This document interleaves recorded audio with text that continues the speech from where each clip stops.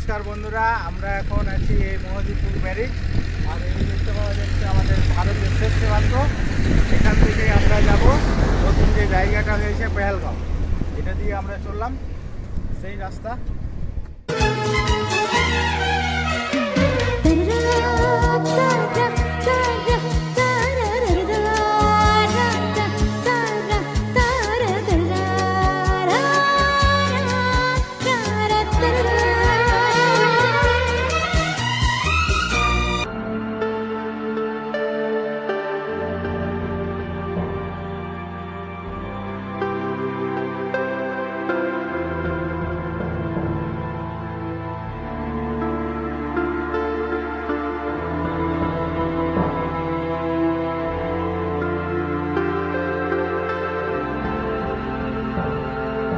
নমস্কার বন্ধুরা, এখন আমরা পেহেলগাঁও যাওয়ার পথে আমরা মহদীপুরে এসেছি। মহদীপুরে একটা সুন্দর স্মৃতিসৌধ রয়েছে এখানে পিছনে, আর সঙ্গে রয়েছে দুইজন মাস্টারমশাই, আরও রয়েছে, আমি পরিচয় করে দিই। রতন মাস্টারমশাই রয়েছে, হরেরাম মাস্টারমশাই রয়েছে।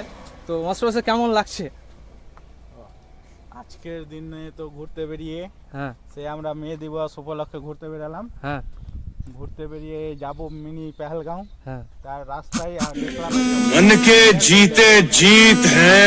কি আছে, ঠিক আছে, খুব সুন্দর একটা ভিউ, অসাধারণ। আসেন আসেন আসেন। তো নমস্কার বন্ধুরা, এখন আমি চলে এসেছি এই একটা গৌড়ের পুরনো স্মৃতিসৌধ। একটু ঘুরে নেবো এই জায়গাটা কেমন লাগছে। খুব সুন্দর একটা কারুকার্য করা রয়েছে ওইখানে, হ্যাঁ, আর দারুণ ভাবে বাগানটাকে সাজানো রয়েছে। আমরা দেখব পিছনে, ক্যামেরার পিছনে আমাদের রতনদা রয়েছে। আর এই পাথরগুলো সেই কোথা থেকে নিয়ে এসছে সেই সময়ে। হ্যাঁ, আমাদের আশেপাশে এরকম ব্ল্যাক স্টোন তো নেই, এটা সাউথ ইন্ডিয়ান পাথর হতে পারে। হ্যাঁ, অনেক সুন্দর জায়গা রয়েছে এটা। অসাধারণ ঐতিহাসিক জায়গা যে আমরা ঘুরছি, এত সুন্দর জায়গা। আরো দেখাবো মিনি পেহেলগাঁওটা গিয়ে। আমাদের যাওয়ার উদ্দেশ্য কোথায় ছিল সেটা বলো।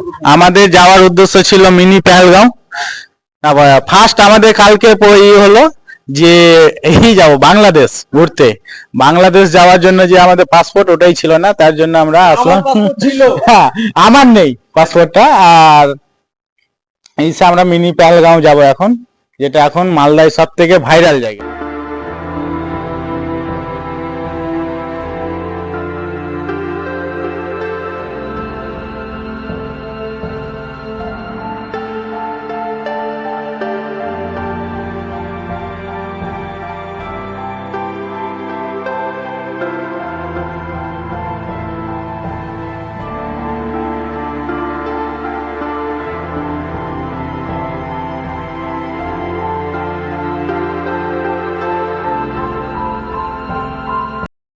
বেশ ভালো লাগছে। আমরা এখন তাঁতিপাড়া মসজিদে এসেছি। ও, এটা তাঁতিপাড়া মসজিদ। এটা মোটামুটি ওই 1480 সালের দিকে হয়তো তৈরি হয়েছে। আচ্ছা, তো একটা ঐতিহাসিক সৌন্দর্য আছে, বেশ ভালোই, মাঝে মধ্যে ভালো জিনিস।